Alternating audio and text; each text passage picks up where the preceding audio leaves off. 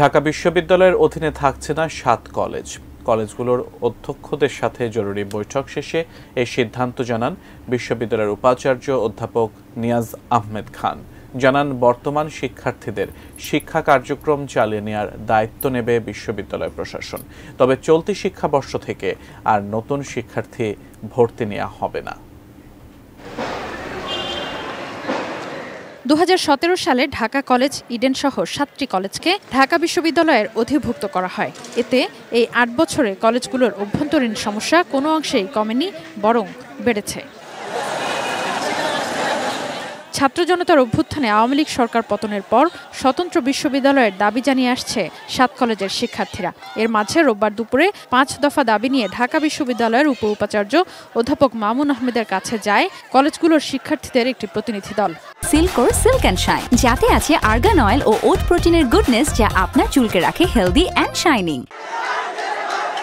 তাদের অভিযোগ, ওই সময় অধ্যাপক মামুন আহমেদ তাদের সাথে অসৌজন্যমূলক আচরণ করেন। এ ঘটনায় রাতে ঢাকা বিশ্ববিদ্যালয় ও ৭ কলেজের শিক্ষার্থীদের মধ্যে ব্যাপক সংঘর্ষ হয়। এ নিয়ে সোমবার দুপুরে কলেজগুলোর অধ্যক্ষদের সাথে জরুরি বৈঠকে বসেন ঢাকা বিশ্ববিদ্যালয়ের উপাচার্য অধ্যাপক নিয়াজ আহমেদ খান।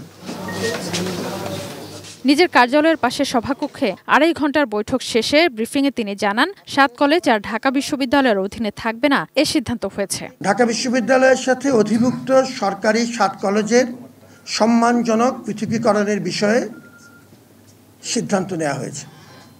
আমরা অনারেবল সেপারেশনের পথে যাচ্ছি, যেটি আমাদের ঢাকা বিশ্ববিদ্যালয়ের শিক্ষার্থী এবং ৭ কলেজের শিক্ষার্থীদের একটি কমন দাবি। আরও সিদ্ধান্ত হয়, চলতি শিক্ষাবর্ষ থেকে ঢাকা বিশ্ববিদ্যালয়ের অধীনে আর নতুন শিক্ষার্থী ভর্তি হবে না। তবে বর্তমান শিক্ষার্থীদের শিক্ষা কার্যক্রম এগিয়ে নেবে বিশ্ববিদ্যালয় প্রশাসন।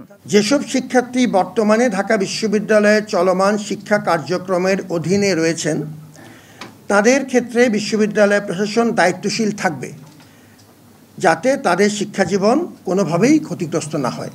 ঢাকা বিশ্ববিদ্যালয় ও ৭ কলেজের শিক্ষার্থীদের মাঝে উদ্ভূত পরিস্থিতির জন্য দুঃখ প্রকাশ করেন উপাচার্য। তবে ৭ কলেজের শিক্ষার্থীদের দাবি অনুযায়ী উপাচার্য অধ্যাপক মামুন আহমেদের পদত্যাগের দাবির বিষয়ে তিনি কোনো প্রশ্নের উত্তর দেননি। সকলকে ঐক্যবদ্ধ থেকে নিজ নিজ অবস্থান থেকে আরও দায়িত্বশীল ভূমিকা পালনের জন্য আহ্বান জানানো হয়। Sadia Afroz, ATN news, Dhaka.